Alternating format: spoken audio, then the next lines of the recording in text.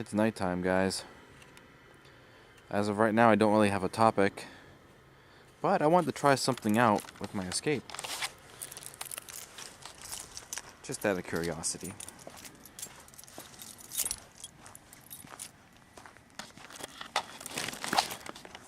As you can see, it snowed again. There's snow everywhere. The tech is covered again. I've always wanted to see if there was a way to do like a test procedure with the gauge cluster and such, and I've kind of seen some videos on YouTube recently with some Ford models that seem like they have the same kind of procedure, and I just wanted to know if it would work on my 2011 Ford Escape, as well as, you know, this will probably work on this generation Escape 2008 to 2012. And basically, from my understanding, I wanted the lights to stay on. There we go, so you can see. You know, down here on the dashboard, we have 3 buttons for the driver information display on the cluster, and the one off to the far right says reset. I'm thinking, like the other ones, if we hold the reset button down for about 5 seconds and then turn the car on while holding the button down, there should be a message that shows up on the gauge cluster that says it's like engineering test or something. I'm taking the thing off my camera so I can put it down. Just give me 1 sec. But it should say engineering test, and it should just have, you know, it should do like a test sweep and stuff of the gauges, and there should be some other various information that will show up with this test. So I just want to see if this car will do that also. I'm really trying to, well, I won't leave it like that, but I need both hands, obviously, to turn the car on and hold the button. So, let's see, resets here. I'm going to hold it for about 5 seconds and then turn the car on. So let's see what happens. 1, 2, 3, 4, 5. Holding. Holding. Sweet!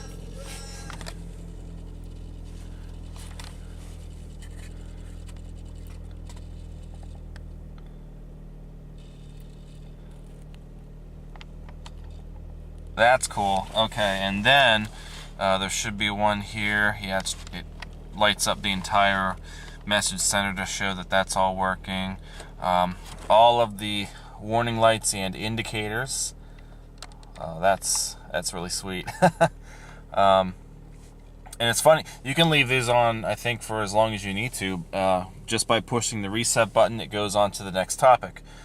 So if we hit the reset button, it gives us like the part number for the cluster, and then there's going to be some stuff here that we don't understand. I don't know what any of this means. The manufacturing test date, so yeah, a lot of this stuff's going to be useless to, you know, me, obviously, but that's cool. It's got you can actually drive with a digital speedometer, which is really cool. I might have to try this sometime in another upcoming vlog, but it does give you a speedometer in miles per hour. It gives it to you in kilometers per hour. That's probably just more software information. The actual tachometer, ain't that cool? So you can actually drive with your accurate engine speed other than just using the needle. How cool is that? That's probably something that has to do with like voltage or something going to the needle. Who knows? Again, it's more engineering stuff that I don't know. Gives you fuel level input information. I don't know if that's really reflecting on the gauge. Well, probably, but I'm sure there's, you know, more to it than what I can understand.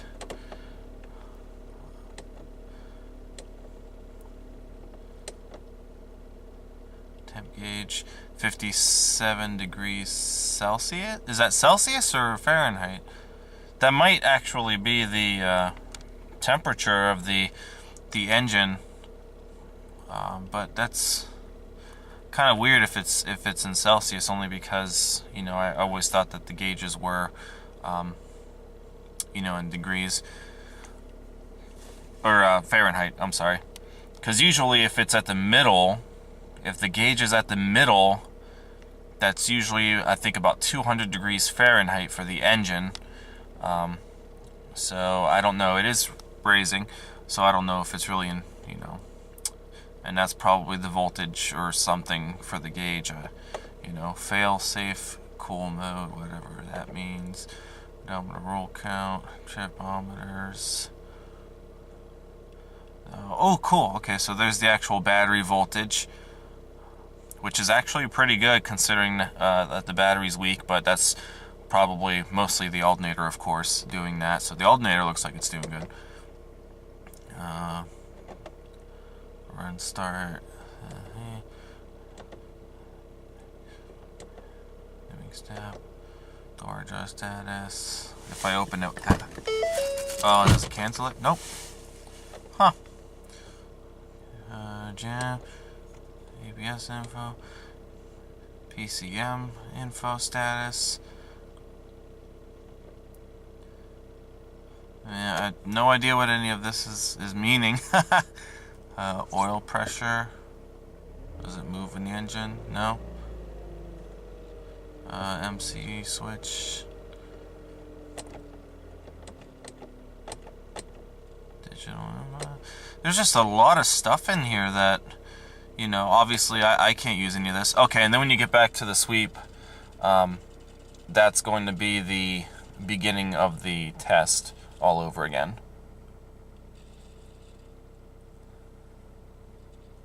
That is so cool. And to get out of it, I think you might have to turn the car off. If you hit the info button and stuff, I don't think it'll exit. Yeah, so you're going to have to actually shut the car off, and it'll turn everything back to normal. That's really cool, though.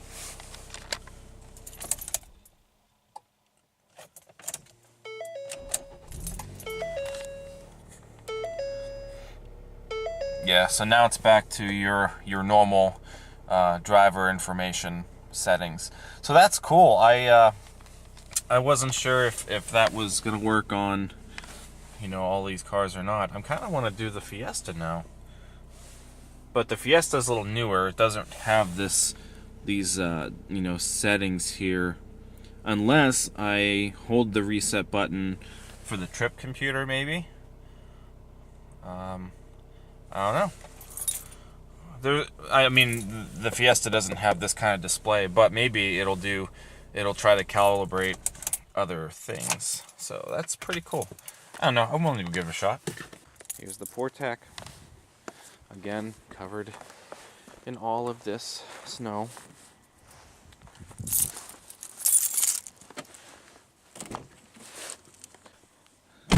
Okay, so there's a button here on the turn signal stock for the trip computer, which is there, but I don't know. I think that'll reset it. There's also a reset button here, and that's the one I'm thinking that I might have to use. So let's try to do the same thing on the Fiesta. Again, I gotta put the camera down at an awkward angle, and let's just see if we can try that with this. So put the key in, and 1, 2, 3, 4, 5.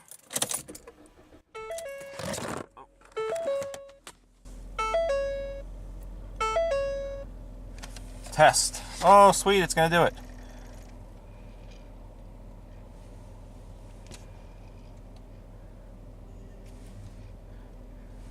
Okay, so it says gauge. If you know, you look up there, and let's hit the next button here.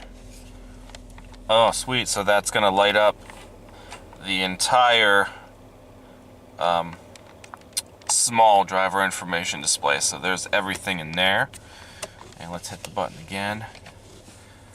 And there's all of our lights. That's sweet, because there's quite a few of these that don't even light up, you know, that are programmed to light up on this car. like the glow plug for diesel, and wow, the auto start stop, we don't have that feature, but that's really cool. So yeah, there's stuff on there that's lighting up that's not programmed specifically for this car.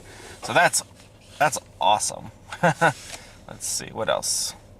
The LED, I guess that's just for maybe the gauge themselves. What else we got? Is that it? Oh, cool. So now it's going to go through every light individually. Huh. I don't know. I'm really amused by this.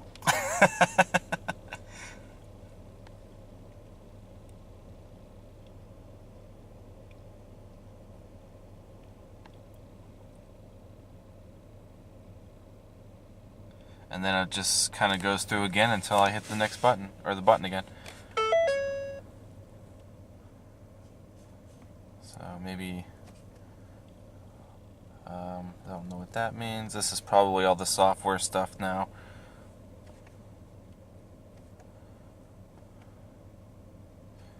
And everything's abbreviated on this console. So I have no idea what any of this means. Oh, we have the speedometer. So that's awesome. Here, let me back down the driveway for a second. We'll see how it looks. Seems like it's way off, if that's miles per hour, because there's no way we're going that fast, so I wonder what that's all about. Huh. That must be... I don't know. That's very interesting. Well, let's go to the next thing. Let's see. Kilometers per hour. How does it work in kilometers per hour? It spins faster. Now that's interesting. I wonder why the miles per hour digitally reads faster than what the needle shows. The needle obviously looks like it's more accurate because we were not going that fast on the driveway. There's the engine speed there.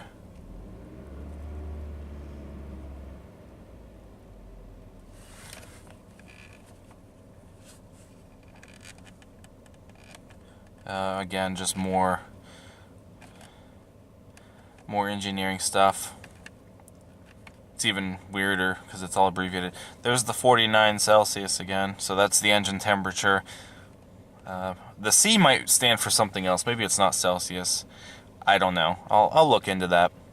But that's obviously the engine temperature because that's what it looked like in the Escape. Plus, it's moving upward. BT. I can only assume with the digits that's probably our battery voltage, our charging voltage, right there. That's usually right about where it charges, so that's probably battery voltage there. Oh, it's like, what does all this mean?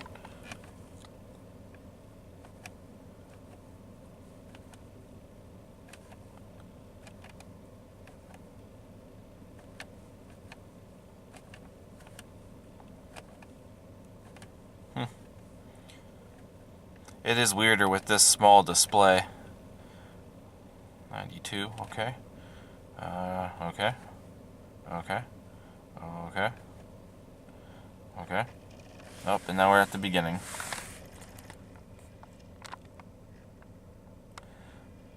That's awesome.